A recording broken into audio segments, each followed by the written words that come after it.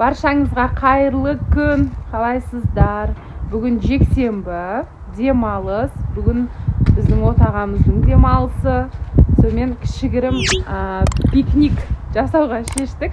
Өйткені бүгін бізде Шымкентте +9, +10 болып тұр. Енді ауа райы тамаша. Өздеріңіз көріп тұрғандай күн шығып тұр. Сонымен кішігірім шашлык емес, стейк істейін дедік. Ет. И қасына овощи на гриле істейміз. Балалар да далада ойнап жүр. В общем, кайф.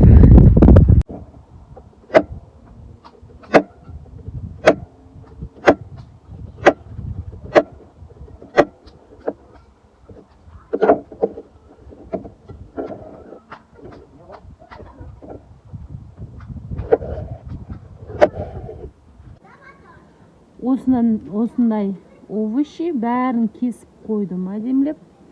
Сосын қызым сосискиден сұрады. Сосискиді де көреміз қазір грильда істеп. Тұздап бәрін.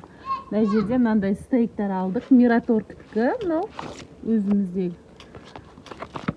Осы стейк. Black Angus мраморная говядина деген.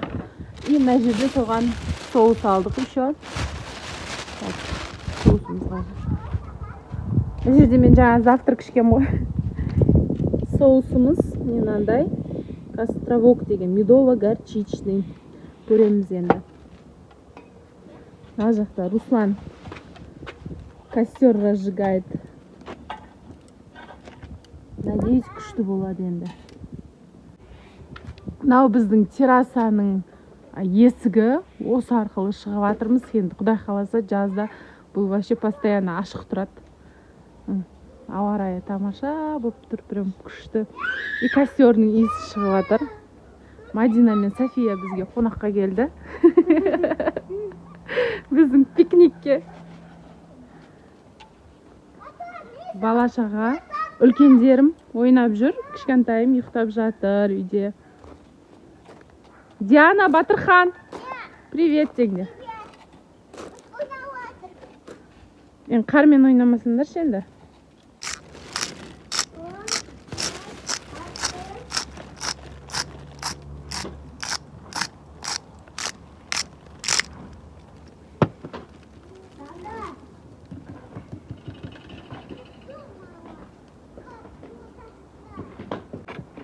Міне стейкіміз дайын болды.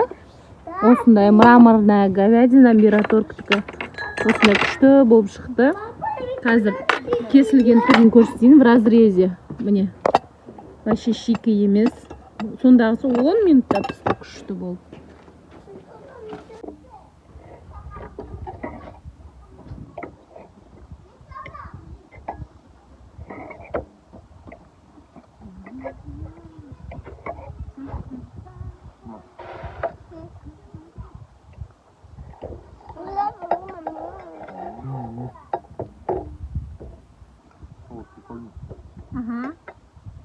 Вкусно. Прям горчица чувствуется, да? И мед тоже чувствуется.